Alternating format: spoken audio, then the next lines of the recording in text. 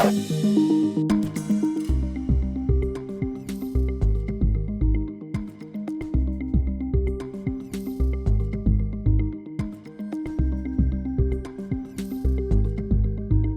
now, from the CFTK-TV studios, this is Open Connection with your host, Robert Pictou.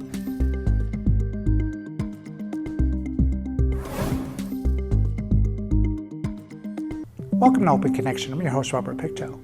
We begin our show from the traditional and unceded territory of the Haisla people. The most important reason for hazardous materials and dangerous goods training is to ensure the health and safety of workers, workplaces, properties, and the environment. On today's Open Connection, we open our archives to bring you this story from 1990. The railroad crossing on the Alcan Highway was chosen as the site for the exercise because it's a likely spot for an accident involving a tank car to occur. For this particular exercise, we felt there was a need because there is a potential hazard at this site, and it was felt that our security needed the training as it's on our property, and so the trainers came up. They do this as a living, it's their job, and doing it on site is done under our conditions, not under an artificial training location.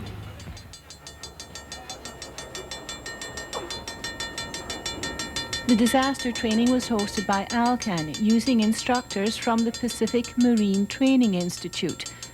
A tank car was maneuvered into place and the accident scene set. A light pickup truck carrying several barrels of potentially dangerous liquids is supposed to have lost control, hit the tank car and spilled its load. It all looks very authentic, complete with theatrical smoke and an unconscious driver.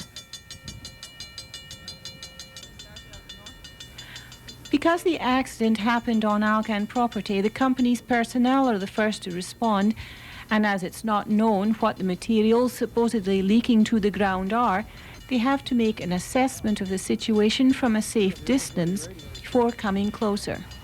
Their first priority is to assess the scene to see if it's safe enough for additional men to move closer so that they can bring whatever emergency they are faced with under control. So it's not like an ordinary emergency where people rush in? Well, you know, it all depends on the hazards. For example, if it was just a motor vehicle accident with no hazardous materials involved, yes, you would rush in. Now, because you're dealing with hazardous materials, first you have to identify what the hazard is so that then you can choose the proper protective equipment to protect yourself and everybody else so that they can go hands-on and do emergency and bring it under control. The emergency response team wears self-contained breathing apparatus to approach the accident scene. An international system is used to identify hazardous materials, how they affect people and the environment, and what cleanup method should be used. UN number is a 4-digit number that identifies a specific chemical, and this is worldwide.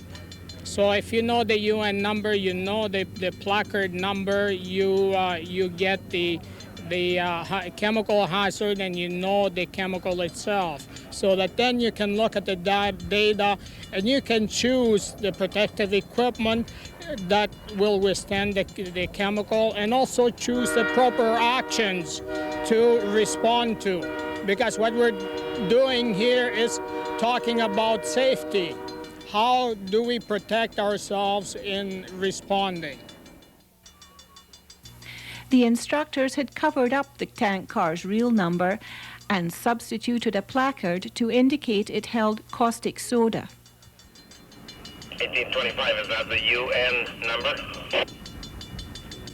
Stand by. Barrels, can you see what is those in the contents of those barrels? The number, UN number lock is 1824. Contact number is 1824. On the tank car, the UN number is 1824. 10-9. Thank you. Open Connection will be right back after these messages. And now, from the CFTK-TV studios, this is Open Connection with your host, Robert Pictou. Thank you for staying with us. Toxic gases can cause serious side effects if inhaled, even if a worker is careful when handling hazardous materials or dangerous goods. Let us return to the archives to see how the training session is progressing. The Alcan personnel found they didn't have enough air to get to the accident site and return safely to their vehicles. One of the very valuable lessons learned from this type of exercise. Firefighters moved in as they were upwind of the accident and could get closer. In conjunction with the industrial fire departments, when the accident is on the industrial site, that the industrial fire chief is in charge of the operation, The only time that would differ if something happened and then I would take control. But until such time as they maintain the command center, then we were under their direction, And that's what's happening now. Their team has run into a problem with compressed air, I understand, and our team has been dressed and ready to go, and they've obviously received instructions to move in. In a real accident, the risk is kept to a minimum.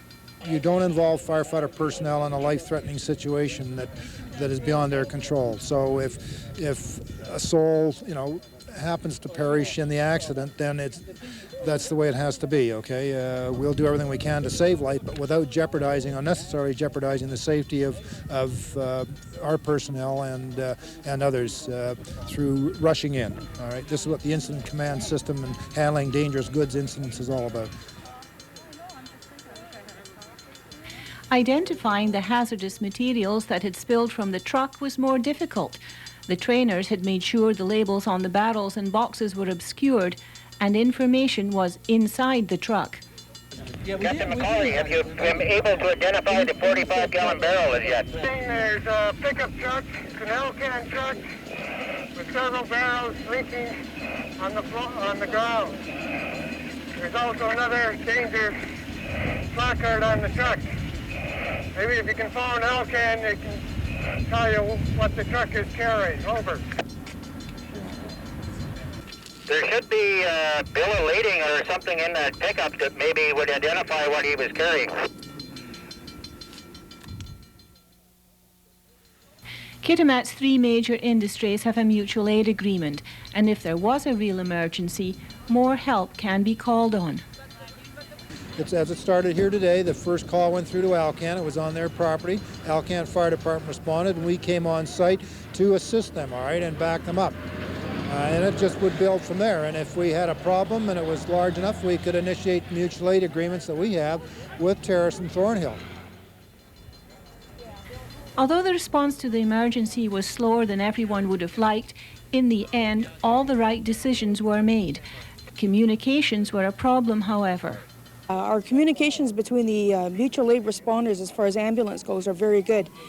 And we proved that in 1987 when both Ocelot and Alcan did mutual aid exercises that year. Our response on spills, our Ocelot has a TEEP team, for example, can't communicate with Hurricane's or Alcan's response teams, or the district in this case, because our ambulances haven't responded to the incident. I'm sure that this will come out in the critique, and that's one of the learning experiences on doing exactly this kind of mutual aid exercise. The training session looked so authentic, the Department of Fisheries had their helicopter pilot drop down as they flew over so they could take a look at what had happened. But if the accident had been real, this would have been contrary to standard emergency procedures.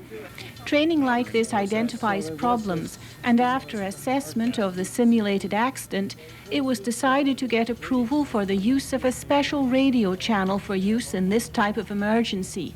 It will mean one common frequency tying in the municipality, the fire department, and the industries. There will also be better identification of key personnel. Participants included staff from Alcan, Hurricane, Ocelot, Canadian National, the Kitimat Fire Department, and the RCMP. Everyone involved considered the training exercise a great learning experience. Open Connection will be right back after these messages.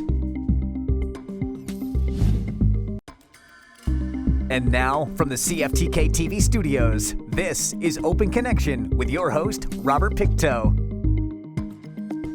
Welcome back to Open Connection. Black powder is a more primitive type of shooting using a muzzleloader firearm. Members enjoy black powder shooting due to its unique challenges where firearms are loaded one shot at a time by hand and ignition is delayed. Let us return to archives to bring you this story from 1991. Most of the games began Friday morning, including one of the most colorful sports of the games at the Terrace Rod and Gun Club. Black powder shooting involves hitting formal targets and others along a trail shaped like various animals. I asked a competitor from Prince George what draws people to this unusual sport.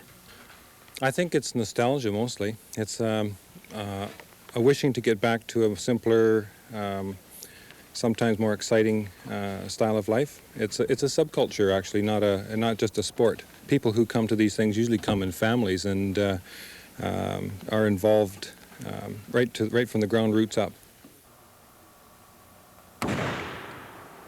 Along with shooting these old-fashioned guns, Supergia makes them. He takes a lot of pride in their appearance and their performance. Most people think that muzzle-loading guns have smooth bores and no sights and you can't hit a thing with them, and that's a fallacy. They're extremely accurate. They, at ranges where you can hit things with iron sights, you can hit any target that you wish. A beer can at 100 yards isn't a big problem. At close range, you can cut cards in half on their edge and drive tacks, light matches, that sort of thing. Really fancy shooting. At the other end of the decibel range from black powder shooting was the chess competition at the Terrace Library. Quiet concentration was the order of the day there. Both the young and the young at heart took part in the games. At the Happy Gang Center, carpet bowlers from across the north tested their skills. So what does it take to be a good carpet bowler then? Luck. No skill? With skill and luck, lots of luck. Because the best players have their bad days and their good days and their bad shots and their good shots. How competitive is it in here today? Is the competition pretty high? Well, the ones we've been playing have been, yes. And the ones we're watching seem to be pretty good. Everyone's really is out hoping to take home a medal with them. Yes, that's what we come for. Well, our team got a goal last year in the games, so we'll be happy with anything we can take home. Nearby at the Aquatic Center, there was a mixture of experienced players and newcomers to the sport of water polo. I've only had about 2 hours experience of playing water polo before, and I'm playing against guys that played it 6 or 7 years, so it's pretty fun. Is it a pretty easy game to catch on to? Yeah, it's complicated. The rules can get complicated, but the basic game is pretty easy to play. You can just, basically you just swim back and forth, and get the ball and pass it, shoot it. That's what's interesting about a game like water polo as well here. There seems to be quite an age difference in all of the athletes. Yeah, there's guys competing around 40 years old out here against us, and it's pretty hard to guard them and stuff because they're so much bigger, but it makes it a little challenging. With the first day of competition behind them, the game's participants and many spectators gathered Friday night at the Terrace Arena for the opening ceremonies. Roger Millions looks back at what attracted over 3,000 people to the building. It was an evening that had it all. The blast of the competitors of the Black Powder event, to the triumphant melody of the marching band. That was, in essence, just some of the sounds of last night's Northern BC Winter Games opening ceremonies at the Terrace Arena. It was a special evening in many ways. For spectators, an opportunity to see firsthand the throng of 2,500 athletes and officials from Northern BC, Whitehorse, and Alaska. And for the athletes themselves, a keepsake for years to come. It was and will be the only time each and every athlete involved in the games would have the opportunity to be in the same place. For many, the start of new friendships that will last for years to come. There was, of course, the dignitaries led by Master of Ceremonies Brian Edwards. Among others were His Worship, the Mayor of the City of Terrace, Jack Tolstra, and Skeena Member of the Legislature, Dave Parker. Not to mention the countless number of Northern BC Games volunteers and organizing officials. An estimated crowd of 3,000 people of all distinction took part in the opening ceremonies. On Saturday morning, the athletes were at it again. On Shames Mountain, the skiers took part in slalom and giant slalom races, despite the less than ideal weather. For many racers, it was their first visit to the new ski hill. It's a good variety of skiing on this run anyway. It's a little bit of steep, and then it flattens out, and then it goes into steep again, so you get a rest in between. So it's good. Conditions kind of tough today? Yeah, visibility is bad. You get a little bit of buildup on your goggles, but once you get through it, it's okay. Weather didn't cooperate, but what can we do? We can't book that. Skiers seem to all have a good time. Skiers seem to have a good time. I think everybody, even who was working, they had a good time. And I think we had a good couple of races. Open Connection will be right back after these messages. And now, from the CFTK-TV studios, this is Open Connection with your host, Robert Pictou. In 1896, gymnastics appeared on the program of the first Olympic Games of our era. Included events such as rope climbing and club swinging. In this final segment of Open Connection, Pat McRobert shares his thoughts on the 1991 BC Winter Games. This year's Northern BC Winter Games was the first event of its kind for Terrace's gymnastics coach. He's moved to town recently from northern Alberta. Like, you know, it's a good spirit in the games. Like, everyone's coming out participating and trying hard. So, yeah, it's a good social opportunity for everyone to get it, as well as a competitive opportunity. I guess a lot of these clubs you don't get to see the rest of the year. Is this a one-time deal for a lot of them? No, there's invitationals. Like, hope to see in Prince George later on in March. And we're going to be going down to Vancouver Island in about 2 weeks for the BC Games. So we'll get around. For other athletes, the games are a tradition, a chance to match wits and strength with longtime rivals. I know everybody except for two guys. I've been fighting most of these guys for the last 10 years. Same guys. Do they have about the same moves all the time? No, they win. I lose, they win. It goes evenly. Sometimes I lose. It goes back and forth. It depends on how much you train.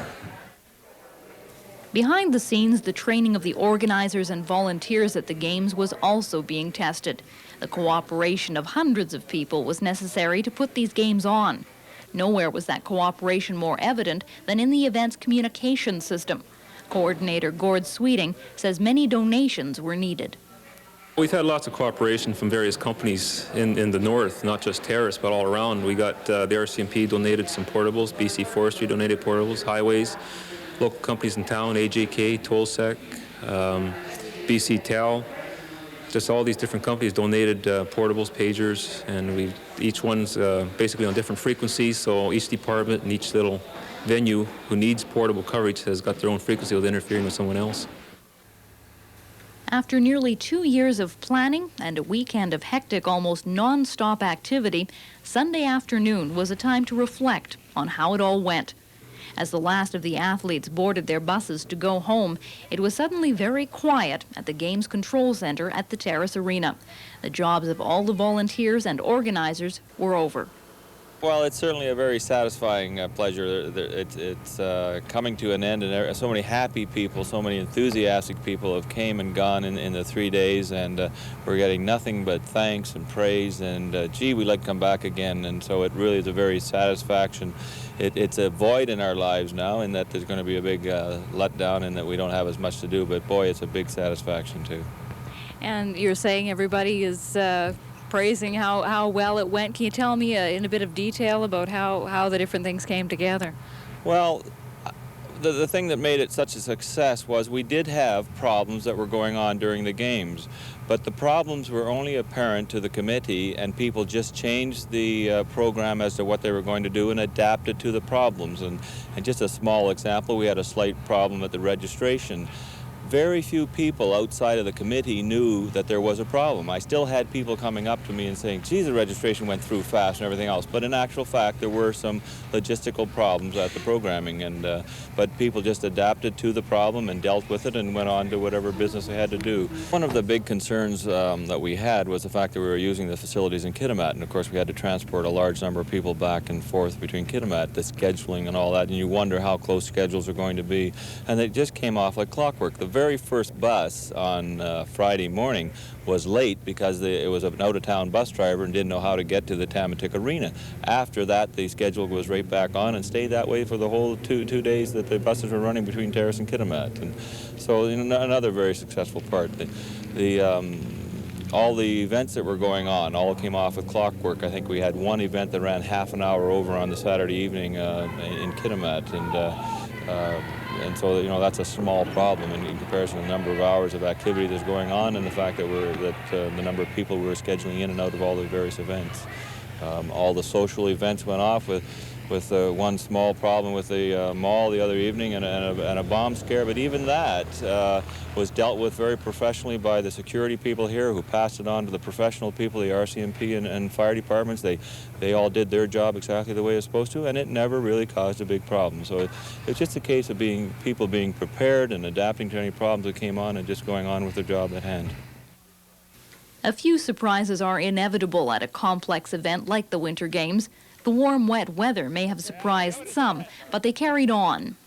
Bob Dahl, our events chairman, ran out to Onion Lake to see how the cross-country skiing was going, and the rain was very, very hard out at Onion Lake on Saturday, and he thought he'd get out there and there'd be all kinds of skiers standing around, oh no, we can't ski, and this kind of stuff. But he said he walked out there and the people just said, what rain? And just were carrying right on with their activity. The weather doesn't affect enthusiasts. They adapt to it. They were putting the appropriate wax on their skis and getting ready to compete and just going right on with their activity. Shames Mountain was the same scenario. They just prepared the course accordingly and went on with their downhill skiing.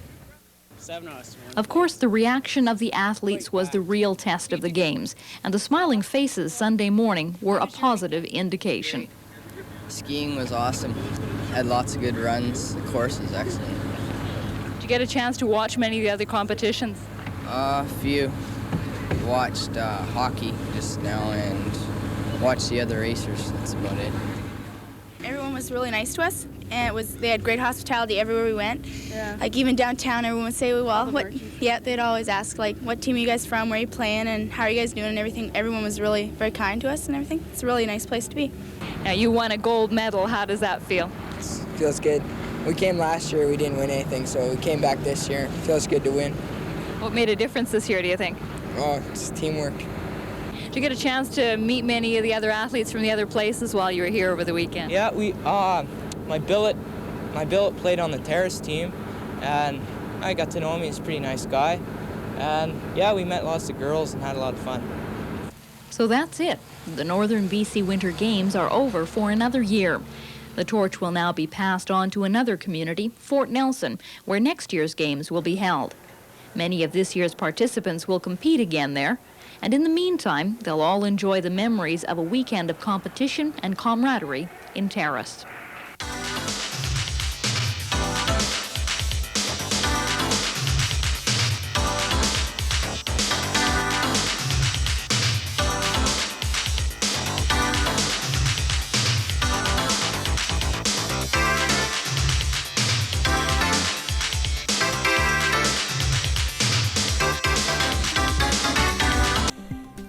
Thank you for joining us for this episode of Open Connection. The greatest distance in the existence of man is not from here to there, but the connection from his mind and heart. If we can conquer that distance, we can soar like an eagle and realize our immensity within. I'm Robert Pictou.